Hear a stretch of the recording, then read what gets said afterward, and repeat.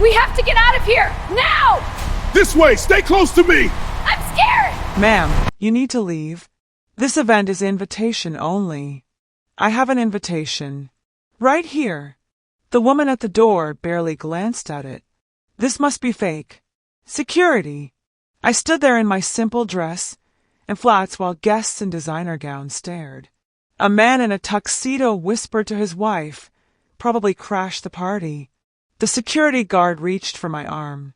Ma'am, let's not make a scene. But what none of them knew was that in less than 3 minutes, everyone in that ballroom would realize they just humiliated the woman who was paying for the entire event. Before we get deep into the story, please let me know in the comments where you're watching from. Hit subscribe if you're hooked in and ready to enjoy this story, because tomorrow I have another beautiful story to share with you, and I don't want you to miss it for anything. Now, let's get into the story. My name is Sarah Chin. I'm 42 years old. That night I wore a plain black dress I bought on sale, comfortable shoes, and no jewelry except my late mother's simple watch. No designer labels, no expensive accessories, nothing flashy. My appearance was all they saw. Here's what they didn't know. I'm a self-made tech entrepreneur. I sold my company for $300 million last year. I'm also the anonymous donor who funded this children's hospital fundraiser, every dollar of it. The venue, the catering, the entertainment. All me. And tonight I deliberately dressed simply to see if charity organizations truly valued all donors or just the ones who looked wealthy. Clearly they didn't. The event coordinator appeared, phone in hand. Security, please escort her out.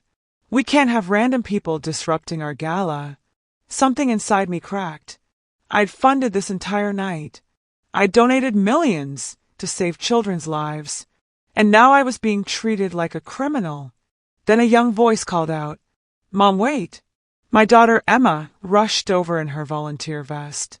She'd been helping in the back. "Mom, what's happening?" The coordinator's face went pale. "Mom."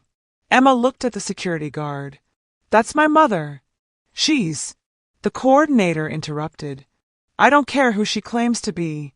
She doesn't belong here." Emma pulled out her phone and showed them the donor registry. The coordinator's hand started shaking. "Oh God." She looked at me, then at the screen. "Sarah Chun, primary benefactor. Total contribution, $5.2 million. The entire room went silent. But here's what happened next that truly changed everything. Want to know what I did with my invitation and why the event coordinator lost more than just her job? Comment part 2, and I'll reveal the letter I left behind and how one moment of kindness from a parking attendant led to the biggest donation of my life. Thank you for watching this story to the end. If you enjoyed this story, you will surely love the next one. It's as crazier and more intriguing as you can ever imagine. So do check it out. Click the image showing on your screen right now to watch the next one.